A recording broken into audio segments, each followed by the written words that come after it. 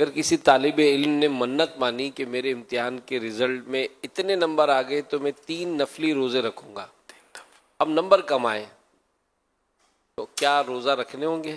تو منت ہی پوری نہیں ہوئی نا اس کی، مشروط تھی نا منت تو روزہ رکھنا اب اس پہ واجب نہیں ہوا. جبکہ جس طرح منت مانی جاتی ہے اس طرح، جیسے کہ اللہ کے لیے میرا فلاں کام ہو گیا تو میں اللہ کے لیے 3 روزے رکھوں گا، اتنی آواز سے کہا کہ اگر کوئی رکاوٹ نہ ہو تو اپنے کانوں سے سن لے، تو یہ منت ہوئی شرعی. اچھا، لفظ اللہ کے لیے نہ بھی کہا تب بھی اگر یہ کہا کہ فلاں کام ہو گیا تو مجھ پر 3 روزے ہیں، یہ الفاظ بھی منت مانی جائے گی اس سے. تو اس طرح کے الفاظ کا، لیکن وہی زبان سے بولے اور کان سے سنے، جبکہ کوئی رکاوٹ نہ ہو، اتنی آواز سے بولے.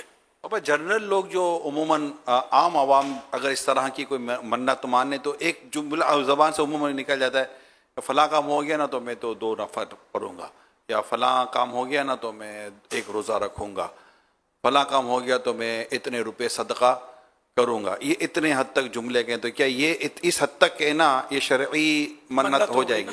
یہ منت ہو گئی.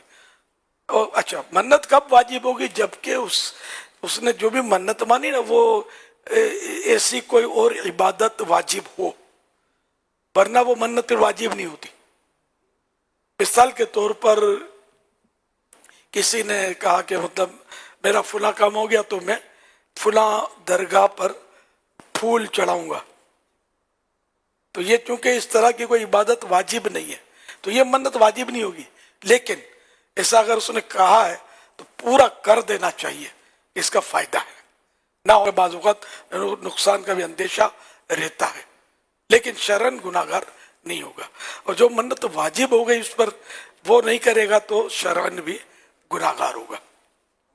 صلو علی الحبیب صلی اللہ علی محمد.